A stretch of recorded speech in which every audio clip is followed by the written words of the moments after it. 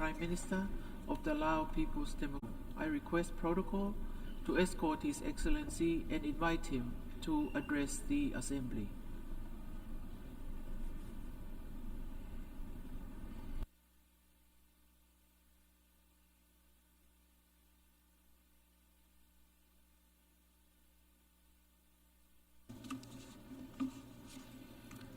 Excellencies, Madam President, I am humbled and indeed honored to stand before you today at this August Assembly for the first time as the Prime Minister of Tuvalu.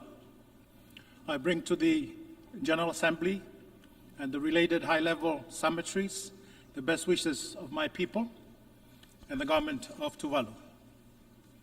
I take this opportunity to congratulate His Excellency President Philemon Yang for assuming the role of the President for the 79th United Nations General Assembly.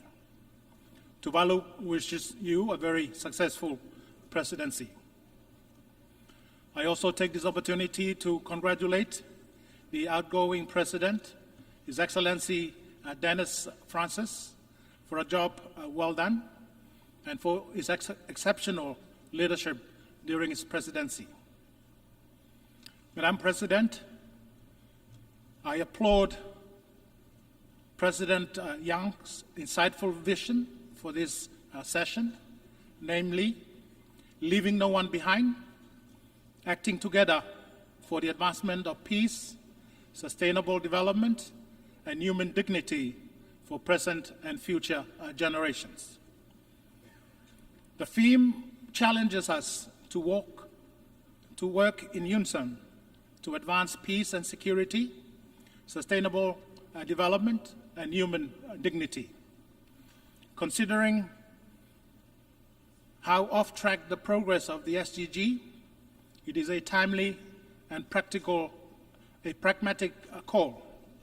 We must therefore advance in unity as a family of nations. However, it is imperative to recognize the inherent disparity in our respective developmental capacities. The LDCs and the SIDS, trailing on the lower end of the global economic scale, face persistent and significant financial challenges in their developmental efforts. For Tuvalu, a purely import-oriented economy, our economic fragility is further compounded by poor natural endowment, geographical isolation from major markets, and environmental vulnerability to climatic crisis. Madam President, your vision to promote human dignity at this critical moment is highly commendable. Ensuring that all individuals have access to resources and opportunities to participate in international decision-making processes is crucial for a just and effective response to these global challenges. In that regard, it is regrettable that the Republic of China, Taiwan, continues to be excluded from the United Nations system, despite its significant contribution and partnership across various development sectors.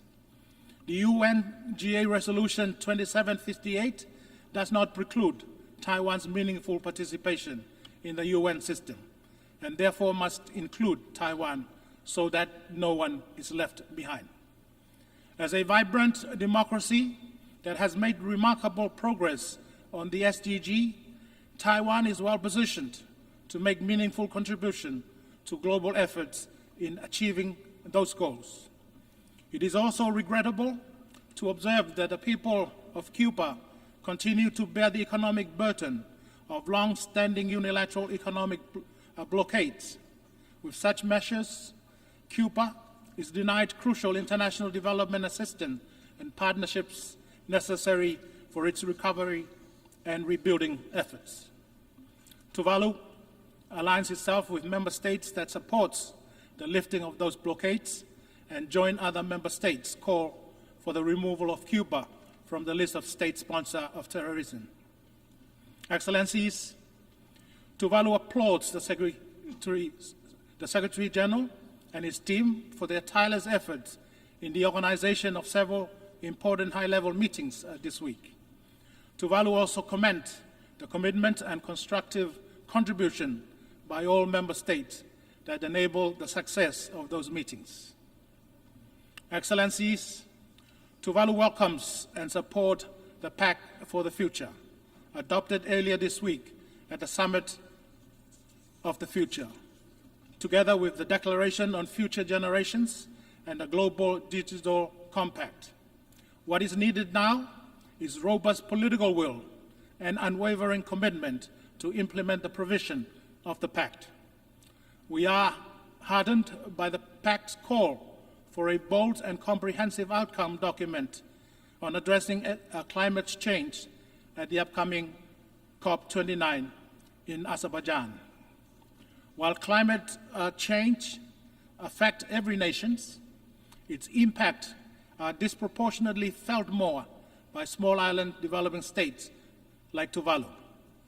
Despite our insignificant contribution to climate change, we face the most severe consequences when climate-induced disasters do occur. We therefore urge all member states to honor their commitment to increase support for climate finance and technology transfer to help nations like Tuvalu develop and enhance their adaptive resilience. The science is very clear.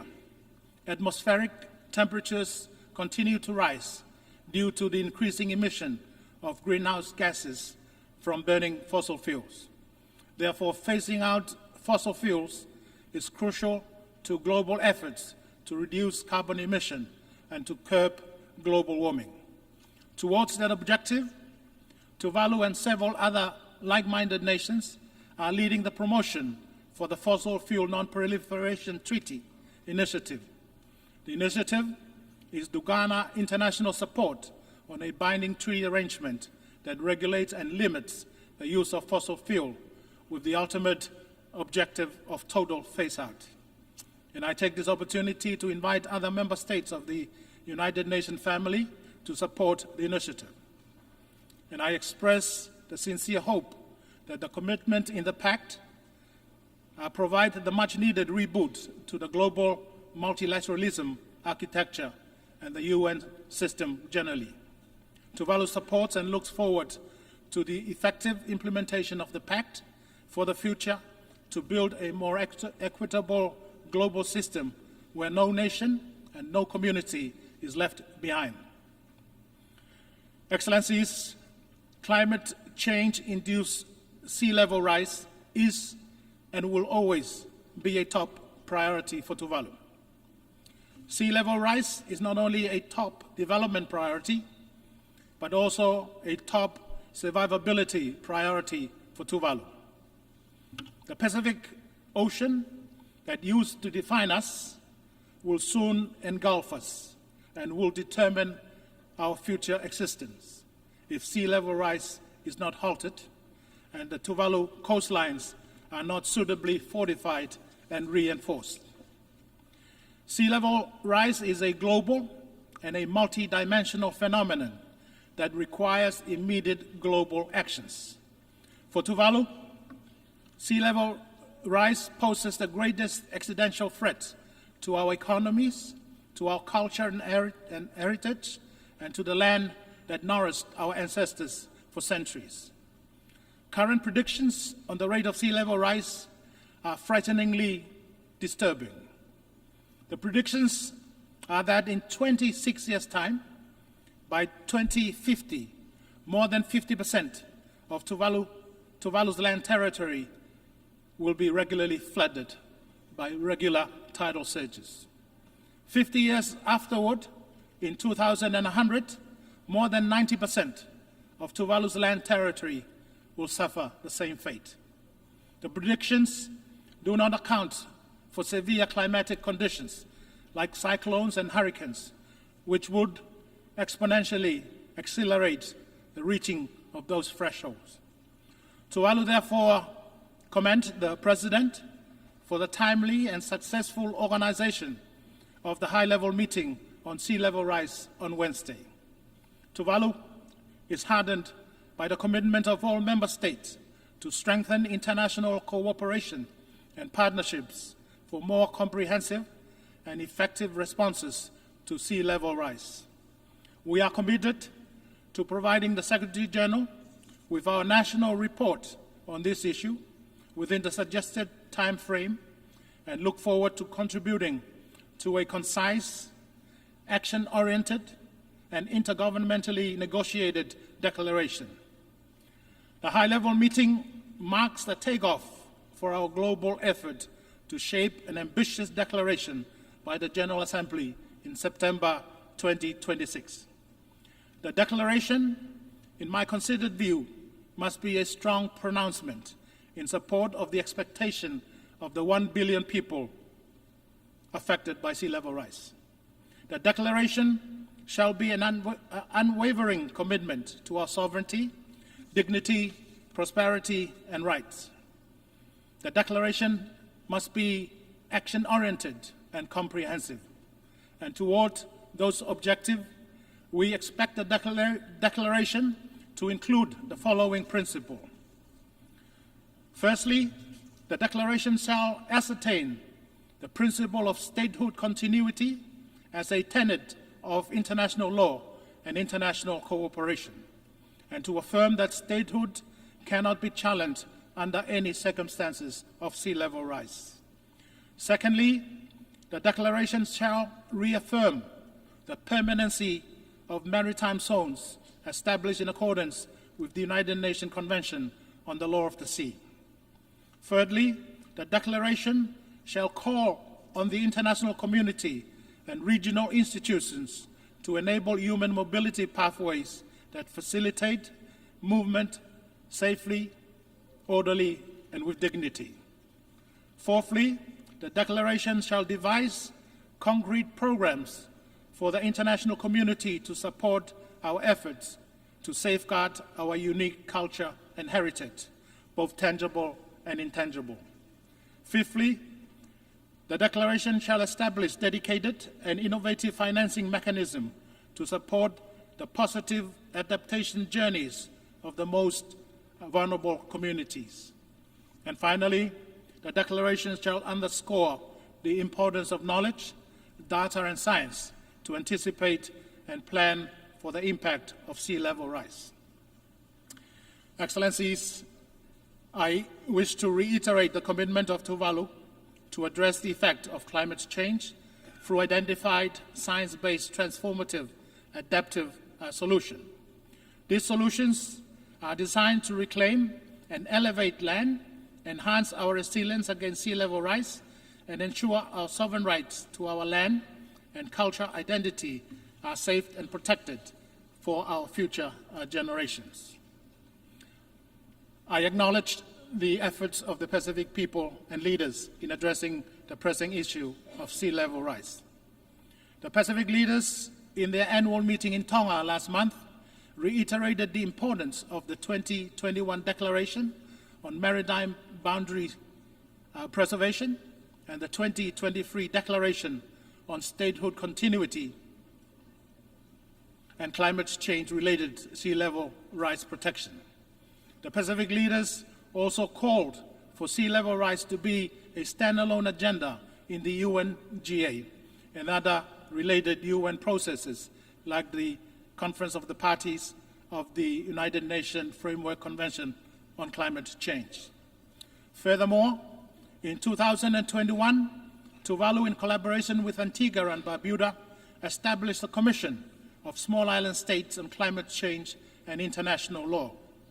The said commission successfully secured in May of this year an advisory opinion from the International Tribunal for the Law of the Sea, which clarifies that greenhouse gas emissions pollute the marine environment, and that states have the legal responsibility to take all necessary measures to prevent, reduce, and control them. This advisory opinion is a significant development as it shifts the conversation from political commitment to binding legal obligations. Excellencies, the science on climate change is comprehensive and clear, and that the climate is changing and is significantly impacting small island states through rising sea levels. Nationalized scientific data and information has allowed my government to create a three-dimensional model that specifically demonstrates the impact of climate change and sea level rise in Tuvalu. We showcased this three-dimensional model here in New York during the high-level week. And I must admit it is alarming and disturbing to see how quickly Tuvalu's entire land territory will be engulfed by rising seas as greenhouse gas emissions continue to increase. Excellencies, I am pleased to share with the General Assembly this afternoon a watershed treaty between Tuvalu and Australia titled the Falepili Union Treaty. The treaty carries the title of a treasured Tuvalu value of the Falepili, which connotes good neighborliness, care and share, and mutual respect. The treaty is firmly grounded on mutual respect of each other's sovereignty, territorial integrity, and political independence. The treaty prioritizes three key areas, namely climate cooperation, mobility with dignity, and shared security. For the first time, there is a country, Australia, that has committed legally to come to the aid of Tuvalu upon request when Tuvalu encounters a major natural disaster, when Tuvalu is experiencing a major public health pandemic, and when Tuvalu is subjected to some form of military aggression. For the first time also, another country, Australia, is legally committed to recognize the permanency of the future statehood and sovereignty of Tuvalu, despite the impact of climate change, particularly sea level rise. The treaty also provides for a mobility pathway for citizens of Tuvalu who so chooses to live, work, and study in Australia. And I look forward very much to the full operationalization of the Falepili Union Treaty next year in 2025. Excellencies, let me reiterate Tuvalu's unwavering support for the Antigua and Barbuda's agenda for SITS, the ABAS, that was adopted in May this year. ABAS addresses the unique challenges faced by small island developing states through a multifaceted approach that includes climate action, economic diversification, and social development. Excellencies, Tuvalu is one of the smallest states in the world in terms of its land territory and population. But it is a very large ocean state, considering the extent of its exclusive economic zone. So Tuvaluans have a very close affinity with the Pacific Ocean. The Pacific Ocean sustains our daily lives and economic prosperity. The impact of climate change on fish stock migration and declining marine resources, together with IUU fishing and marine pollution, pose a major challenge to Tuvalu's progress towards sustainable economic development. As a signatory to the Biodiversity Beyond National Jurisdiction Agreement, Tuvalu is committed to the sustainable utilization and equitable distribution of marine resources. Tuvalu is also committed to the 2050 strategy for the Blue Pacific continent, which aims to protect the ocean. This commitment is reinforced by UNEA Resolution 5/14 to develop an ambitious international legally binding agreement to end plastic pollution based on a comprehensive approach that addresses the full life cycle of plastic, including its production, design, and disposal. Excellencies, Tuvalu expresses its sincere gratitude to the Economic and Social Council for their consideration of deferring Tuvalu's graduation from the least developed countries category earlier this year. It is important to reiterate that while Tuvalu has met the graduation threshold for some time now, Tuvalu continues to have serious reservations about leaving this group. As one of the last remaining Pacific Island countries in the LDC category, Tuvalu is exceptionally vulnerable to the impact of climate change and rising sea levels. Even the Committee for Developing Policy has recognized that Tuvalu's vulnerability to climate change is not only severe, but permanent. For this reason, Tuvalu applauds the newly developed multidimensional vulnerability index that could complement the traditional gross national income indicator as the basis for development and climate finance access. Excellencies, Tuvalu commends the commemoration and promotion of the International Day of the Total Elimination of Nuclear Weapons this year. The event serves as a powerful reminder of the catastrophic consequences nuclear testing and warfare, as well as the ongoing threat posed by these weapons. By observing this event annually, as agreed to in Resolution 78/27, reinforces our commitment to nuclear disarmament. Tuvalu is also a party to the Treaty on the Prohibition of Nuclear Weapons. And I'm also pleased to announce that in June of this year, Tuvalu became one of the few remaining states to accede to the Biological Weapons Convention, further solidifying our steadfast commitment to creating a world safe from nuclear and other weapons of mass destruction. Excellencies, 12 months ago, we adopted a declaration on universal health coverage following the review of implementation of the 2019 Universal Health Coverage, titled Moving Together to Build a Healthy World. This year's adoption of the political declaration on antimicrobial resistance has once again unified us in a concerted global effort to build a healthier world. As unified as we ought to be, achieving equitable and adequate essential healthcare services for all must remain a common priority. International cooperation remains appropriate to the efforts of improving and strengthening healthcare systems, particularly those that are lacking. On the 5th of this month, Tuvalu celebrated its 24th anniversary of membership in the United Nations. It has been over 2 decades since Tuvalu joined this august body as the 189th member state.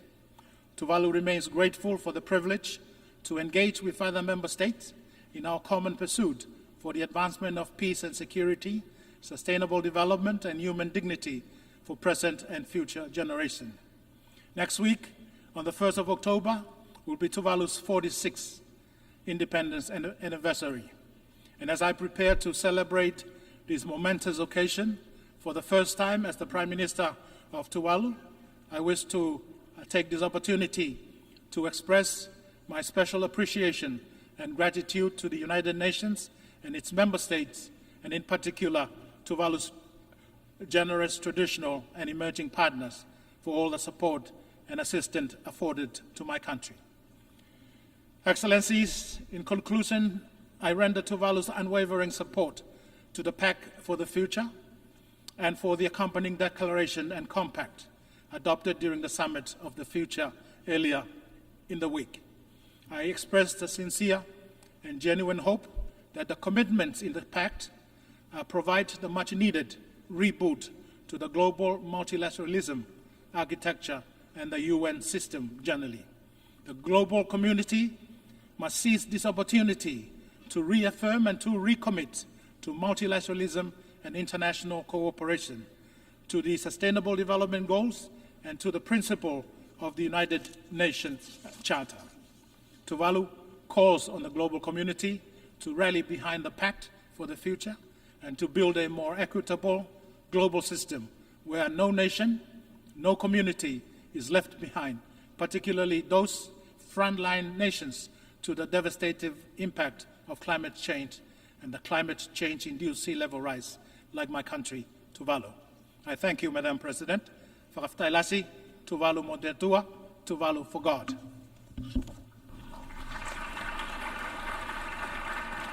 On behalf of the Assembly, I wish to thank the Prime Minister of Tuvalu.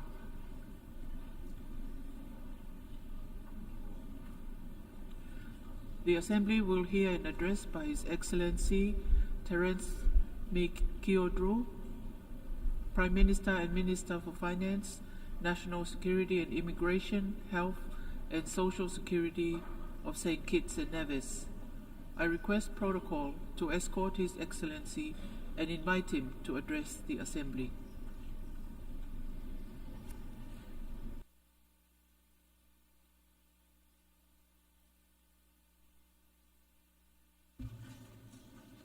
Mr. President, Secretary General Guterres, esteemed colleagues, excellencies, my fellow citizens of our twin island federation of St. Kitts and Nevis, and friends from every corner of our shared planet. Today I rise on behalf of my island developing state, and yet in truth, I speak for the many small island nations, large ocean states, that know too well the high cost of inaction. We are small, yes, but our voices carry the weight of rising seas, thundering storms, and livelihoods teetering on the edge of erasure. A sustainable future for SIDS demands more from us all. Let us begin by paying tribute to His Excellency Dennis Francis, whose leadership and presidency of the 78th session demonstrated the fierce determination of the Caribbean. Thank you for your service. We stand ready to drive the changes necessary for a sustainable, secure world. Thank you for your sterling leadership, Mr. President.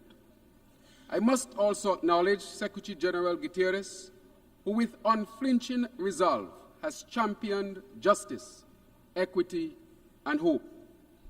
This past year tested our commitment to peace and security, yet it also revealed the vast opportunities we must seize if we are to steer humanity toward a better way.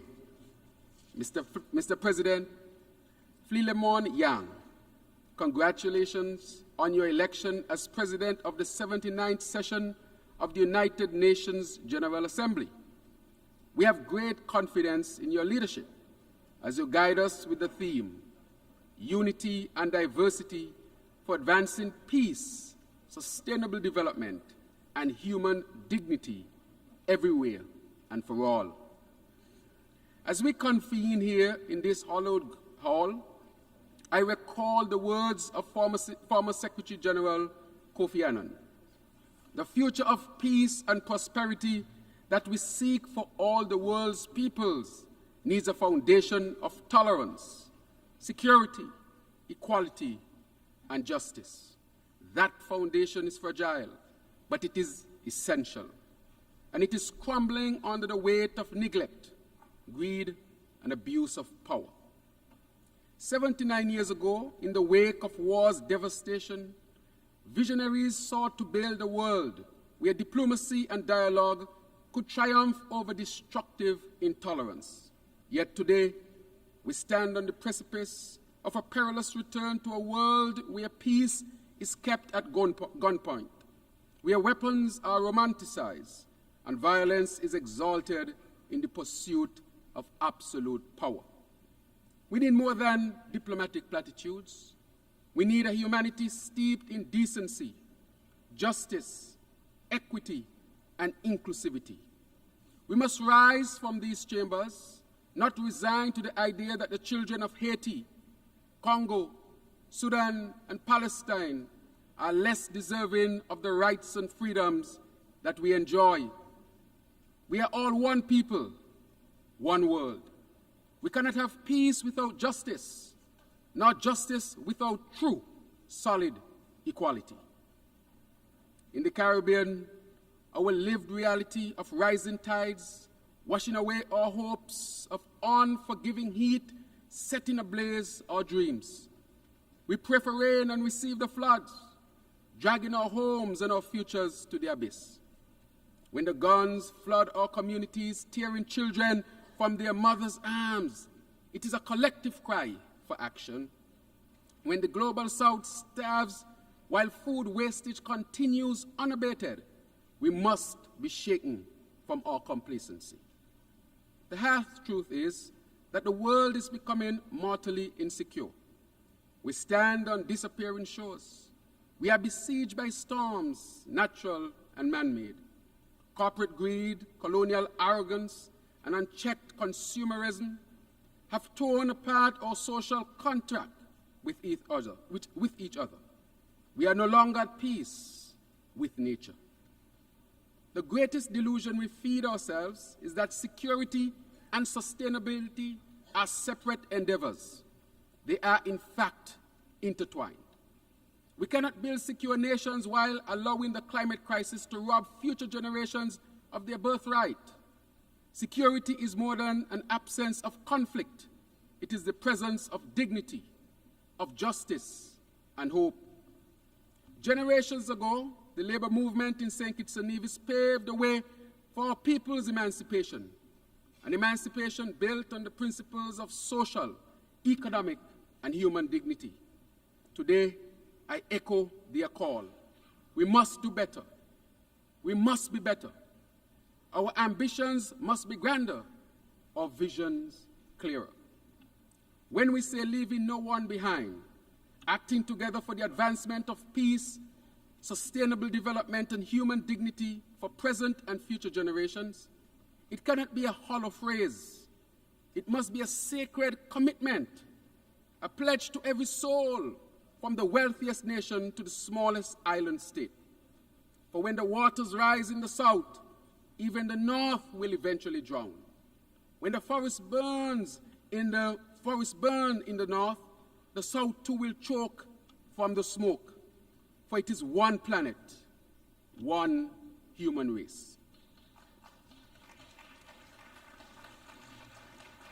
The pandemic has left scars that still fester, and global economic fragmentation threatens to deepen the divides between us. From small island states like mine, the failure to meet these goals is not just a disappointment, it is a death sentence. The clock is ticking, and we cannot afford to wait any longer. We must act, and we must act now. Today, the Caribbean braces for an intense hurricane season, facing the escalating fury fueled by warming oceans and unprecedented storms.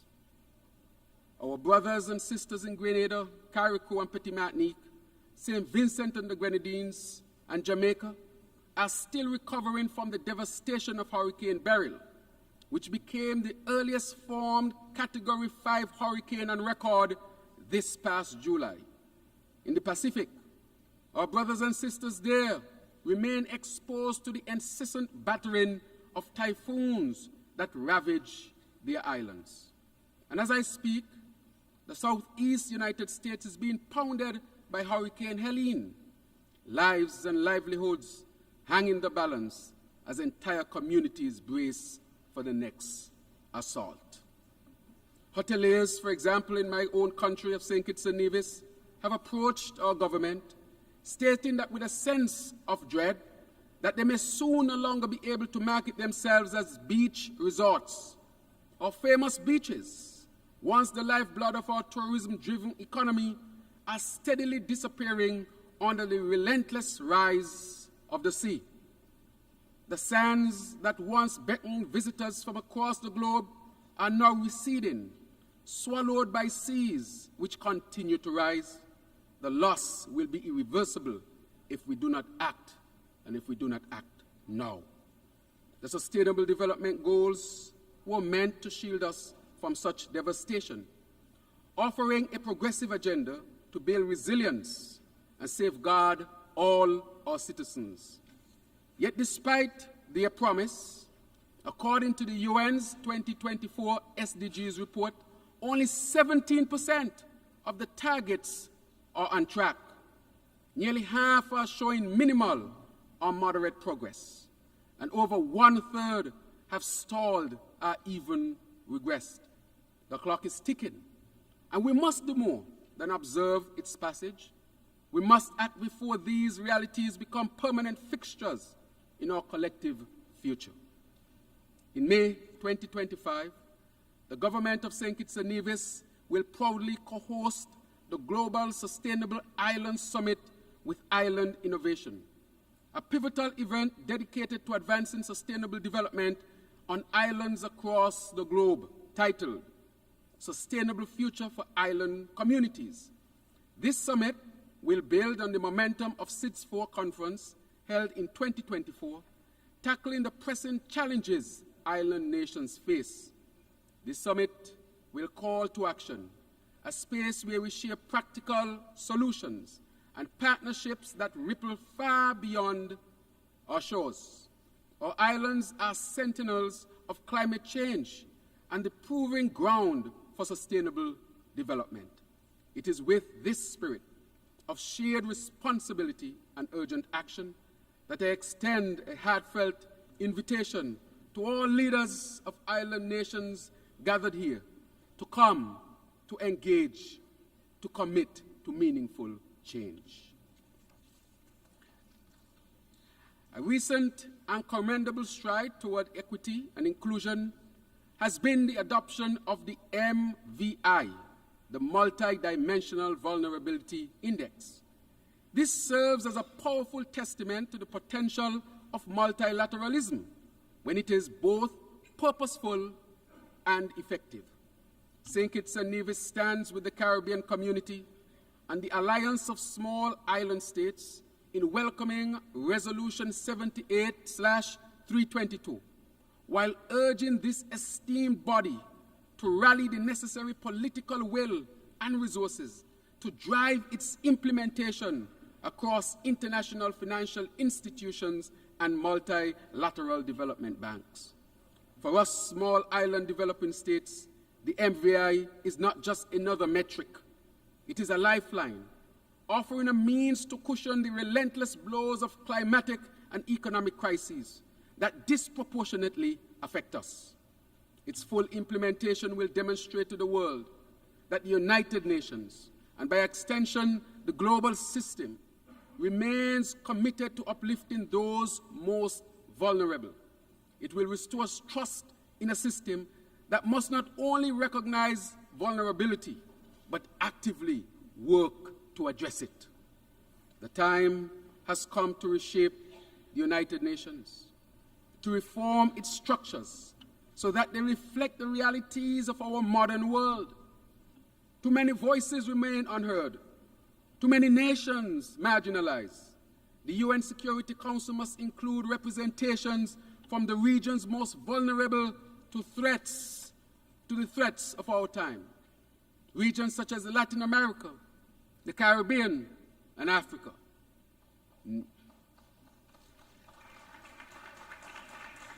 Nowhere is this change more urgently needed than in the international financial architecture. St. Kitts and Nevis stands in solidarity with the government of Barbados in its fight for financial and climate justice, pledging our full support for the Bridgetown Initiative. This bold framework demands a reformation of the global finance, making it more responsive to the unique vulnerabilities of small island developing states like mine.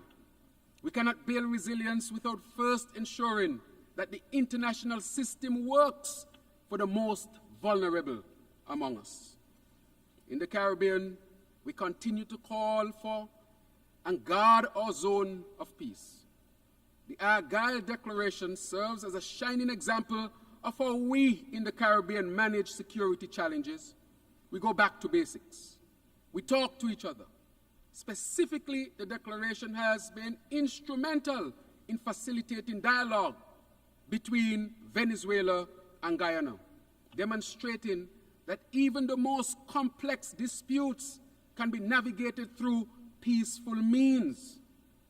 This model of engagement, one of dialogue and cooperation, is the very essence upon which this institution was founded. The international community would do well to follow this approach and inject new life into our diplomacy. And to this end, I reiterate CARICOM's call for an unconditional ceasefire in Gaza to put an end to the suffering.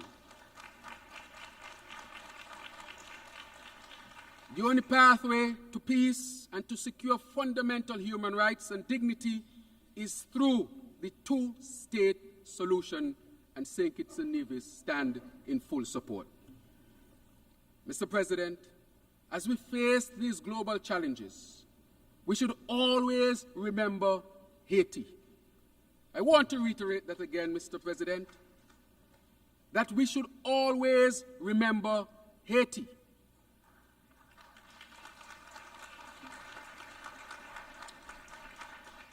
Haiti, the beacon of resilience and courage, stands at the crossroads of its next chapter.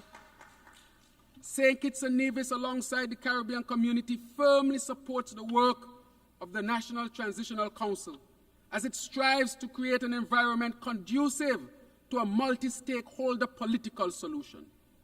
Haiti was there for the downtrodden of the world, lighting the path toward freedom for many.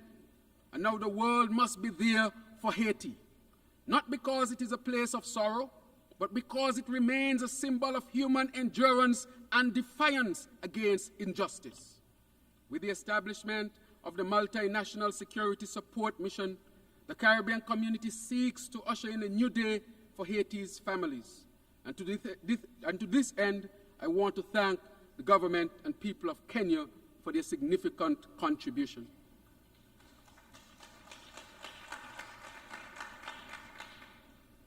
And of course, we want to usher in a new day for Haiti's families, a day where schools become places of learning, hospitals are places of healing, and markets are not arsenals for gangs, but havens for community and prosperity. Haiti's future is not only one of security, but one of sustainability, and we must rally to give it the peace it deserves. Mr. President, year after year, this body sends a strong message to the people of Cuba, a message of hope and a message of support. The embargo that has isolated Cuba for decades is not right, Mr. President, and it continues to be a stain on our collective conscience. St. Kitts and Nevis joins the Caribbean community in calling for an end to this unjust embargo and for Cuba's removal from the State Department's list of state sponsors of terrorism.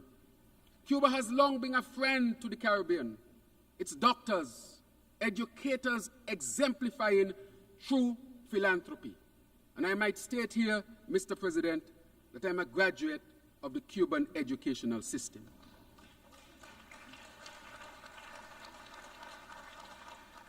Instead of denigrating the island, we should elevate and learn from its sustainable solutions that have empowered their people and, in turn, the region. A stronger, more sustainable Cuba enhances the security and sustainability of the Caribbean. Mr. President, in the same breath, we must not forget Taiwan. The people of Taiwan have proven time and time again their firm commitment to sustainable development.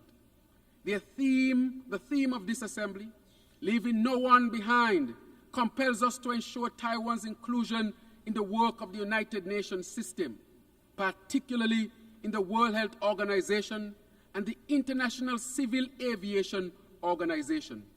Taiwan's leadership in innovation and technology is not just an asset, it's a necessity for the global community to meet the challenges of tomorrow. The United Nations must extend its vision to include Taiwan, a nation whose exclusion undermines the very principles we stand for: peace, sustainable development, and human dignity. Mr. President, esteemed colleagues, citizens of St. Kitts and Nevis, citizens of the world, St. Kitts and Nevis is not seeking for pity.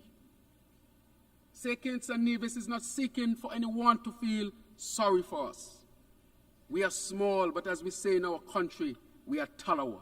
St. Kitts and Nevis is seeking for partnerships.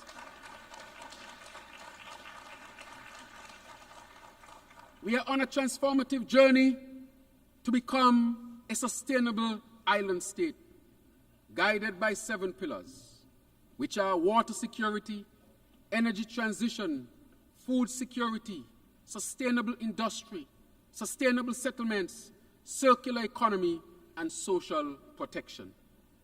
We are taking bold and tangible actions by building renewable energy desalination plants for reliable 24/7 water supply, aggressively advancing geothermal energy on our sister Isle of Nevis with the goal of a unified sustainable energy grid for both islands, St. Kitts and Nevis, and extending it to the rest of the Caribbean. Constructing our first modern climate-smart hospital. Building climate-smart, affordable housing solutions, ensuring that our people have safe, sustainable places to live and to call home. Finalizing one of the Caribbean's largest solar plus storage projects.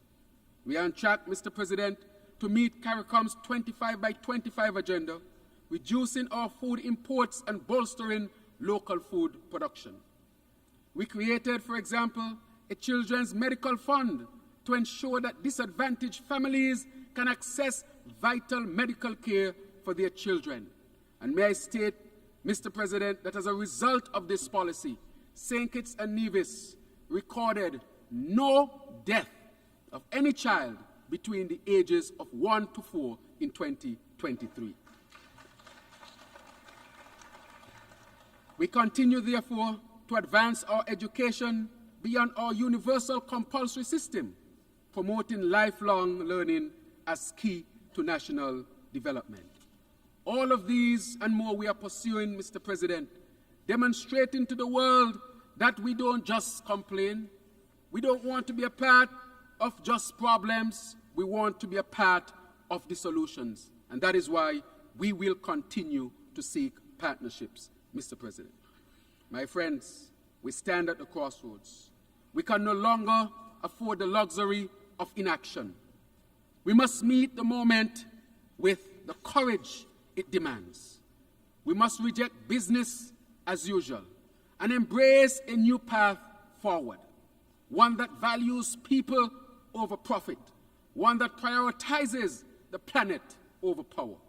As we gather in this assembly, let us remember, we are all stewards of this fragile world. The rising tides do not respect borders, and the fires of conflict burn without discrimination. For St. Kitts and Nevis, for the Caribbean, for every small island nation whose future hangs in the balance, I ask you to stand with us.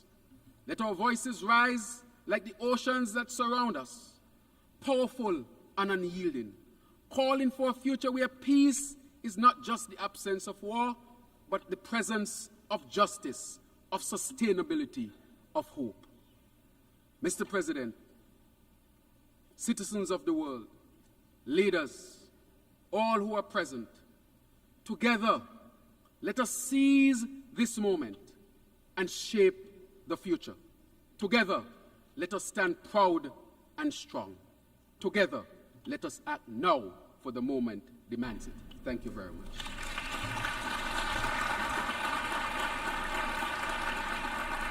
On behalf of the Assembly, I wish to thank the Prime Minister and Minister for Finance, National Security, Immigration, Health and Social Security of St. Kitts and Nevis. The Assembly will hear an address by His Excellency